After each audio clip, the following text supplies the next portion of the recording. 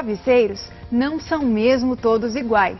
Eles se diferenciam por 3 pontos específicos. O primeiro é o material de enchimento, o segundo é o tecido ou a capa do travesseiro e o terceiro é o nível de suporte, ou seja, a sustentação que ele proporciona à cabeça. Falando em material de enchimento, estamos no departamento de viscoelástico da Altenburg para falar deste e de outros materiais. O viscoelástico é uma espuma moldada. Os componentes químicos que formam a espuma são despejados dentro de formas e adquirem o seu formato. Este processo faz com que os travesseiros adquiram algumas características.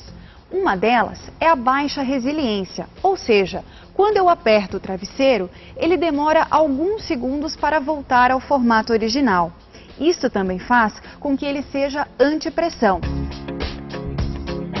Outro travesseiro que tem a sua produção similar ao do visco é o sensação látex, ou seja, utilizam-se elementos químicos para transferir para o travesseiro as mesmas características de um travesseiro de látex natural. A principal característica do travesseiro sensação látex é que ele é um travesseiro geladinho.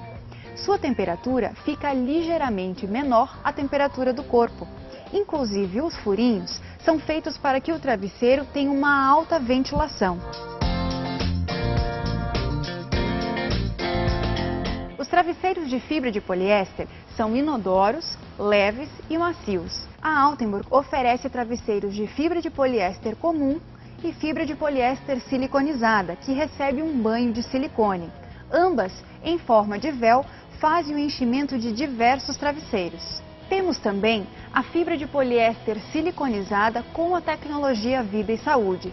Ela utiliza os íons de prata para eliminar bactérias, fungos e ácaros. Já a fibra PET provém da reciclagem de garrafas PET e faz o enchimento do travesseiro eco-friendly. E ainda temos as fibras de poliéster individualizadas, em formas de flocos e também os microfilamentos de poliéster. As fibras em forma de flocos funcionam como pequenas e delicadas molas, oferecendo o maior suporte e a maior sustentação para a cabeça. Estas fazem o enchimento do travesseiro plume. Já os microfilamentos de poliéster são as fibras que oferecem a menor sustentação e o menor suporte para a cabeça. Elas fazem o enchimento do travesseiro levitário.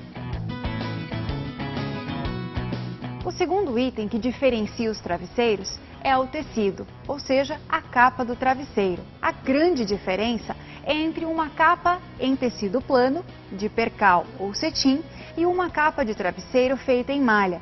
O travesseiro com uma capa em malha sempre vai parecer mais fofinho e macio. O terceiro e último item que diferencia os travesseiros é o nível de suporte, mas isso vou deixar a cargo de um profissional mais indicado para falar sobre o assunto.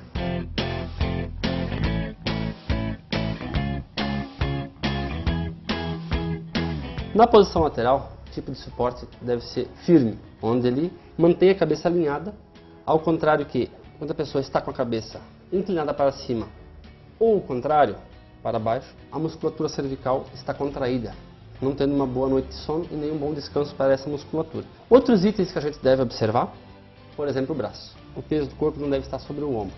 A gente tira o braço da forma dobrada ou esticada, de acordo com o conforto da pessoa. E para a gente manter um relaxamento da musculatura lombar, a gente tem a opção de usar o travesseiro entre o joelho. Quanto mais alto o joelho em relação ao quadril, a gente obtém um relaxamento dessa musculatura aqui. E uma outra opção para não deixar o braço sobre o quadril é utilizando um outro travesseiro, um travesseiro de corpo, onde a gente pode adotar essa postura aqui. O travesseiro ideal, tá, para quem opta por essa posição, seria um travesseiro de suporte suave. Lembrando sempre que é a posição menos indicada para se deitar. Ela promove uma grande rotação das vértebras cervicais, porque a cabeça está lateralizada, contraindo bastante essa região muscular cervical, não proporcionando relaxamento e uma boa qualidade de sono. Farei demonstração agora na posição de costas para se deitar. O suporte indicado, suporte médio, para não ocorrer a flexão de pescoço. Posição das pernas, indica-se uma semi-flexão de joelhos para não causar a hiperlordose e para diminuir a contração muscular dessa região.